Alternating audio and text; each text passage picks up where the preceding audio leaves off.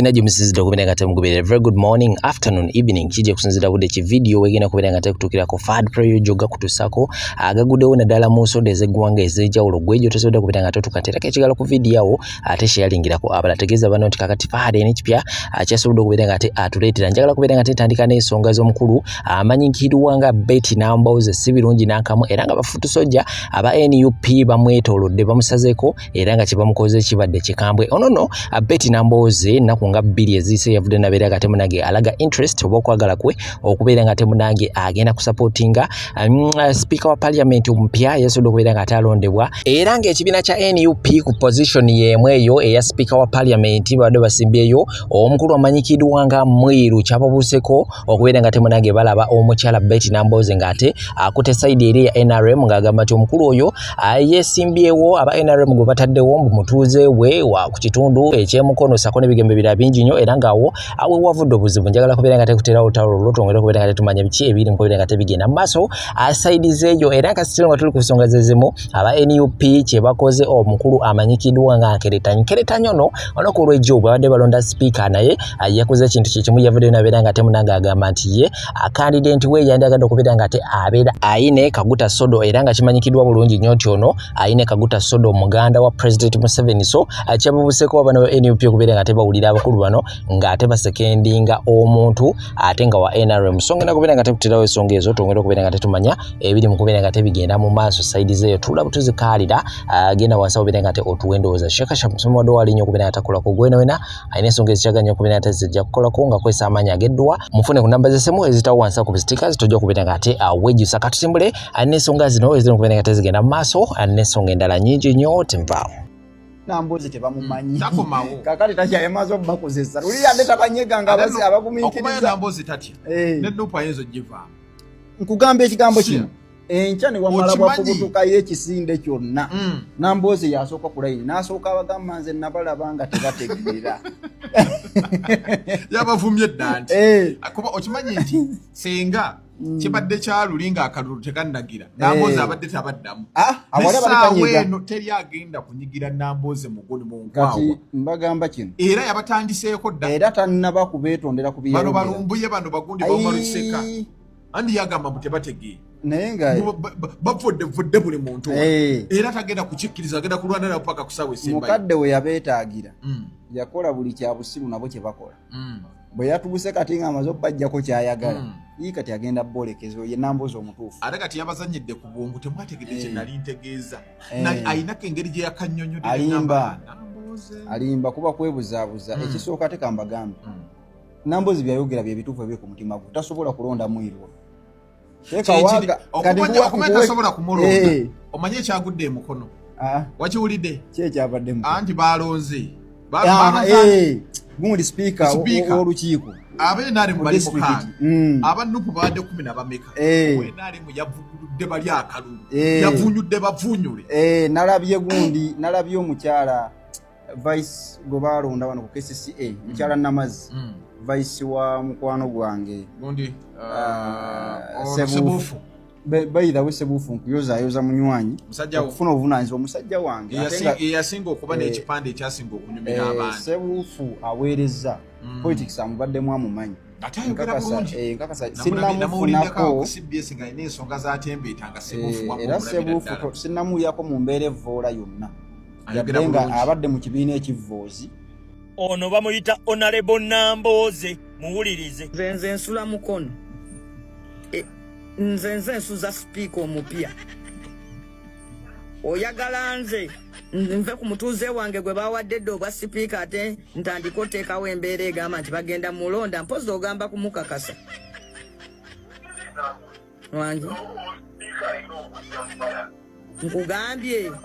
omutuuze wange asula ku kyalo kyungu Jacobo Oboth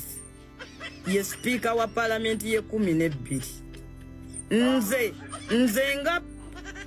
MP wa mukiikirira mu parliament obeera onkemye nnyo oba onfudde wa mutima mubi ono bamuyita Betty Namboze bakireke njagala okootinga bino bigambo byange bw'olabanga nga beekwata emikono mu lutalo oluba terukyali lutalo ekyo kibeera ki ogwo gubeera muzannyo nga bw'olaba mulingi nti Mayweather bagenda kukwatagana ne paki yaawo basooka kwewa bitiibwa osegedde olwo luba si lutalo ebyo biba bya mizannyo oba giba mizannyo njagala otegeere nti bannaffe bano batuzannya mizannyo gya byabufuzi ebbanga lyonna gwe tosobola kuŋŋamba nti Museveni engeri gy'atumuddemu bannayuganda n'engeri gy'asiraanyamu bannayuganda n'engeri gy'atadde bannaffe baganda baffe nga ba Edi Mutu abali mu makomera abatalina musango gwe n'oŋŋamba nti ate obeera comfortable nnyo n'abantu abo Nambooze avuddeyo atugambye mbu ye awagira oboothi Anita Amongi abadde mu position eyo mwenna gwe mutugamba nti mubi nnyo ani yamulonda eyamulonda yali Museveni si bwe kiri era ye yamutuma okukola buli kye yakola ako mukategeere kaakati ssaawa zino aleese empiki endala egenda okumweseza omweso gw'ebyobufuzi owulira kaakati ate gwalwana atuuse okaseera n'alaba ng'oli wadde ye yamuleeta atuuse ng'alina emipiira gy'atamutuusiza okategedde kati ate aleese omulala gw'owaga ndi nze ndiwoona omupya oboothi gwe mpagira nga Muhoozi ye yamuyimira ye yamulonda n'omulonda nti yagenda okufuuka sipiika wa paalamenti eddako si bwe kiri Muhoozi ye yamulonda kati gwe Nambooze ate owaga nti ono gwe baleese kyekyo nze gwe mpagira mbusimanyi ono wa mu kitundu kyange kaakati Museveni gwe mumulwanyisa mutya bannaffe okuva omukulembeze waffe Robert Kyagulanyi Ssentamu bwe yafuluma opposition ndowooza yonna yagenda nayo ekyo nkikubuulira kaakati ssaawa zino gwe Nambooze senga obadde osirise n'ogamba owaayo ebyo byabo kubanga bonna beenaali batuusa akaseera ne balaba nti oli gwe twawandiika takyatutuusiza mipiira bulungi katuleete omulala ali fuleeshi kati ate gw'owaga gw'abalwanyisa era oba ojja kuddamu ŋŋambe nti munnange tuli eno tulwanyisa Museveni nze omusajja owa P4 eyayimba ku kali akayimba kufa abalowooza obwo butono tukulabirawo ne tugamba nti bano abantu bonna be bamu yensonga lwaki nze mu 2023 nayimirira ne mbagamba nti ndi mu nsonga zino okubeera active ennyo bwenti nga bw'olaba nkikola kubanga nalaba nga tuyinawo omukisa guli gutya ye Robert Kyagulanyi Ssentamu nkubuulira bano abalala bonna yali katemba kati omukulembeze waffe wakomerawo bali bonna bampuuga baani balukwago baani bonna bagenda kuddamu bazuukuke baddemu batulage nga bwe balwanyisa Museveni ennyo ate ng'agenda kukomawo mwe mulinde mugenda kubiraba abantu mugenda kubalaba bw'oba olina obwongo ng'oli mu nsonga zino n'omutwe gwo nga wasalawo gye nagwo nga gukola bulungi oba olabirawo nti ddala kituufu bano abantu bali mu katemba nkubuulira baganda baffe bali mu makomera babasiba eno balabe bammwe batandise okwerondamu gwe owaga ki eno kooti bino ebigambo byange bw'osanganga olutalo nga lulimu okusooka okwekwata mu ngalo ebyo bya mizannyo terubangako lutalo yensonga lwaki omukulembeze waffe yatukuutiranga abantu abo tubaboole toyina ngeri gy'ogenda ku associatingamu muntu asobola kuwa butwanca oba associatinga biki olwo ki ekibagatta toyina ngeri gy'osobola ku associatingamu muntu eyakoze natta abantu omubaka munno we muli mu kibiina ekimu muwanga kivumbi ne bagenda mu maka ge ne batta abantu kumpi 10 ate era gwe n'osigala ng'ogamba nti oyinayo oba olimba nti gwe ate mukwatagana oba olimba njagala mutegeere bannayuganda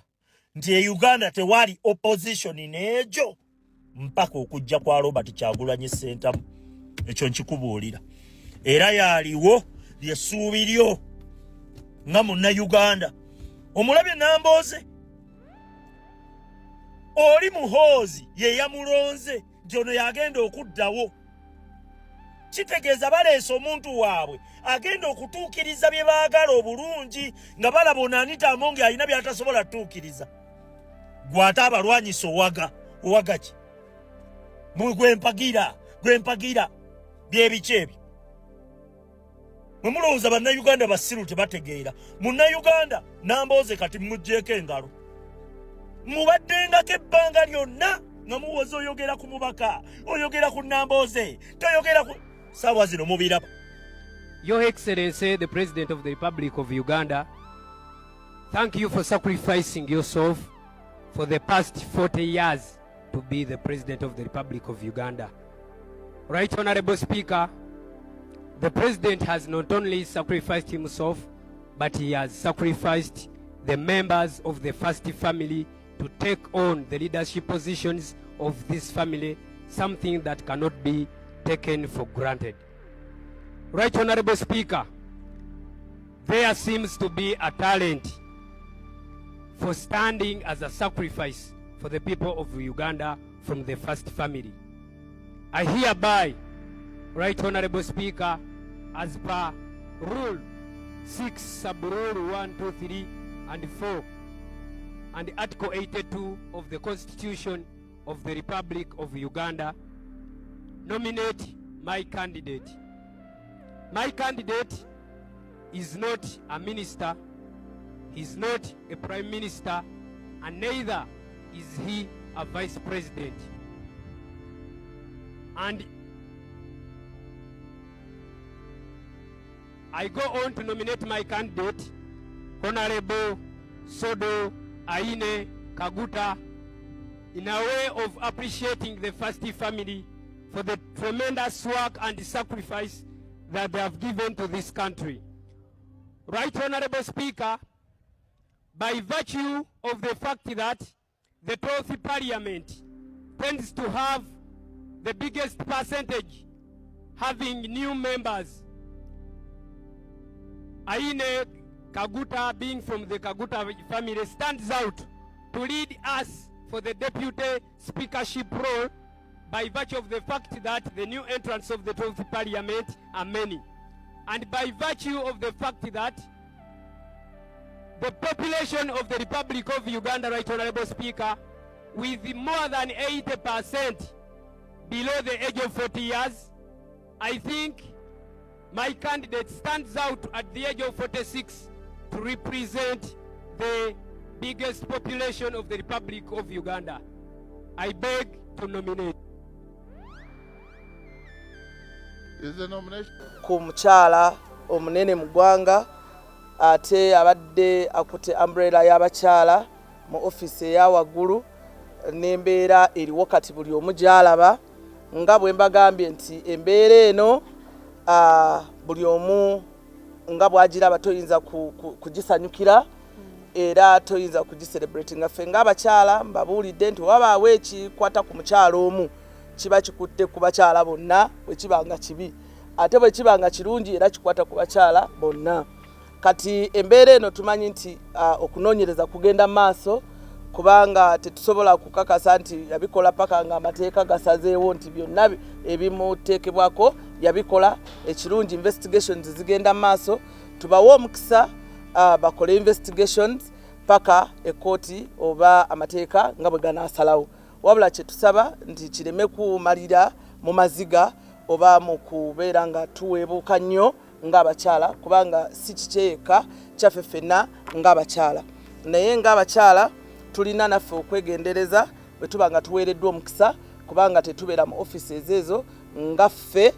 tulina okujjukira nti buli kiseera waliyo abakyala betukiikirira, ate nga we are a group. Ffe abakyala tuli group. Omu bw'akola ekikyamu ffenna kitugenderako, bw'akola ekirungi ffenna tukyambala. So tusaba nti ekyo kijja kuggwa bulungi, era tetuyinza kubaako nsonga esingawo gye tuyinza kukyogerako, naye nga tumusabira. Endorsement ey'abaami ababiri eya speaker ne deputy speaker nga bonna basajja ffe ng'abakyala emyaka gyonna tubadde tulina omukisa okutuula ku mmeeza eyo gye bayita eya namba 3 naye bwe tuba nga tetufunye mukisa ku mulundi guno njagala okugumya abakyala bannayuganda mukkirize nti bwe tuba tetufunye mukisa tetugamba nti gavumenti etwerabidde oba etuleseeyo tukozese omukisa gw'abaami bano tulabe nga bapushinga oba bakola ebyo ebitukwatako ng'abakyala nga tetutunulidde genda yaabwe tubeere nga tufokasinga ku ekyo kye bagenda okutukolera ffe nga abakyala kulwokubanga ne President Museveni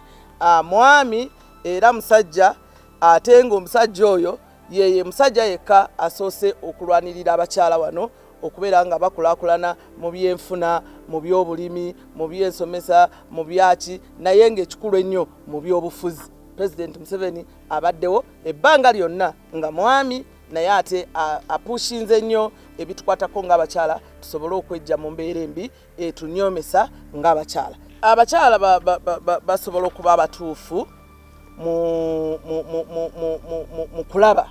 kubanga ekyamazima endorsement bwebanga ewadde baami tetugenda kulaba mukyala ku mmeeza nti speaker oba deputy speaker naye ekituufu kiri nti bwebanga endorsement ewedde what next ekiddako ffe twagala kulaba ng'abaami bano balwanirira ensonga z'abakyala kyenkakasa nti bajja kikola bulungi kubanga balina owokulabirako ye President Museveni si mukyala naye ensonga z'abakyala azikozeeko era azisosowazza tebakikoze mu bubi kubanga eddembe libawa okwogera n'okulwanirira abakyala era naffe bwe tubanga abakyala bafunye kyekisinga okutusanyusa naye bwe baba nga tebafunye tetusobola kudda mabega ffenna twekubagize tuleme kubaako kye twogera nti bannange bwe tuba tetufunye emikisa gikyaliwo egy'okukola ebintu ebirala abakyala tuli 173 mu paalamenti abakyala tukyasobola okubeera mu cabinet tennaba kulondebwa president ayongera abakyala mu cabinet ayongera abakyala mu key decision making positions ezo zonna zituyambako okukola ng'abakyala so tuleme kutunuulira bino ebifo ebibiri tulabe nga tutuuke n'okugamba nti gavumenti etwerabidde gavumenti tennatwerabira but it is unfortunate nti tetugenda kutuulayo ne endorsement eya ONTT tetuyinza kugiblockinga kubanga bweba ewedde nga seke gisiza ne caucus then ekiddako ffe kupushinga kubeera nga abaami bano basindika batulwanako ng'abakyala batulwanirira ng'abakyala kyala abaweebwa offices ez'enjawulo mutuyambe ng'abakyala obutatuleetera kutudautinga oba kutubuusabuusa ffe ng'abakyala nga bagamba nti tulemeddwa olw'okuba omukyala omu alemeddwa ekirala kyagambye nti tetwagala mukyala yenna aweereddwa omukisa okubaako office gyatuulamu kebere ya byabufuzi oba zino eza ministries oba departments oba agency okukozesa obubi office eyo kigenda kutuleetera obuzibu kuba n'abaana ab'obuwala abato abatutunuulidde abatwegomba abalowooza nti nno ffe tulina kukola birungi ate ne tumaliza nga tubajjeemu nga tukola ebyo bye batasuubira ekirala ekikulu ennyo kyayogeddeko nti n'omukulu atuwa ebifo tuleme kukozesa mukisa ogwo kujjawo obwesigo obwo bwatutaddemu ffe ng'abakyala okulabika nti ate abutujjako kubanga tugenda kusubwa emikisa mingi nnyo nga abakyala bagamba tebasobola ekirala kyayogedde kya Nandutu nti Nandutu teyali yekka mu nsonga y'amabaati ensonga y'amabaati eyo yalimu abalala bangi naye ng'abakyala kirabika nti tuli targeted tetwagala n'abalala bonna babeere nga bakwatibwako kubanga abakyala tuli targeted agambye nti ye naye ayagala kutunuulira nnyo ensonga enkulu eya endorsement bagenda kulonda ku Sunday nga caucus naye ensonga abalungi abatuwuliriza era abatulaba olunaku olwaleero tukyaddeko ewa Sheikh Ashraf Dembe. Sebo nsanyusa okubalaba. Amannya agange nze Sheikh Ashraf Dembe akola ku bizibu by'enjawulo. Omuntu singa aba alina ebirwadde musomereddwa tumuwa amazzi ga lukuya nga bw'obadde ogalaba tugenda abantu ku kyoto ne twokya emizimu emibi egibabaamu n'okulomba edduwa. Abantu singa abeera ng'ali wano atuuse sobola okumulombera edduwa ne waba atatuuse nga mpadde amannya ge naye ng'ali wala.